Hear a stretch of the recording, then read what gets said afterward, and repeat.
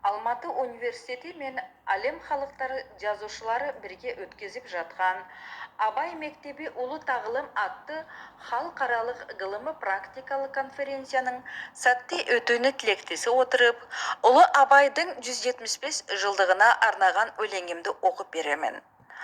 Өмір Беби Бегалиева, халықаралық жазушылар бірлігінің президенті, Әлем халықтары жазушылар одағының Қырғыз мамлекетіндегі бас өкілі. Абай Құнанбай ұлының 175 жылдығына.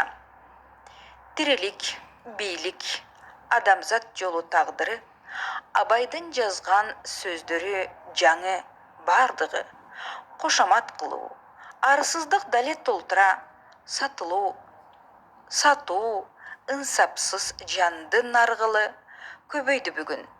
Толғонған жандар бар бекен, Қарабағайда жер жүзі адам хандығы. Адалдық сырын айталған Абай ырылары, бүгінді адам ал жолдың сырын тойыбады, дүбіртін Абай жария қыламдағыда, адамзат дилин арулайт Абай ырғағы.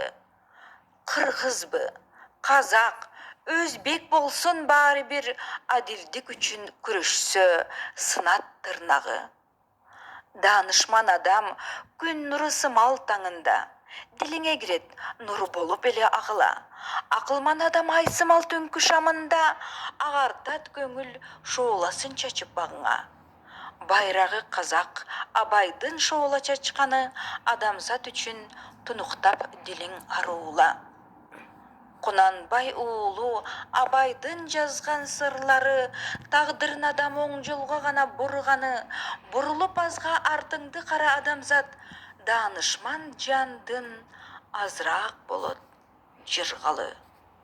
Тағдырын жұрттың ойлаған шықса еліңден, ойларын бағып жазышат ұлы ырларды.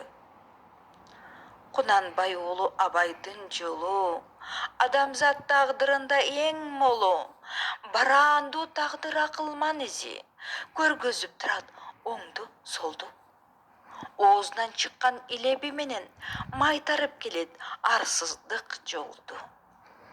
Өтсе де өмір қылымдар көчі, жап жаңы бүгін жазылған сөзі, қайталап талбай оқуғын келет, жаныңа жақын келгенсіп өзі. Өрттеніп дүйнің тартылып аға, Абайдың сүрі жандандар кезі.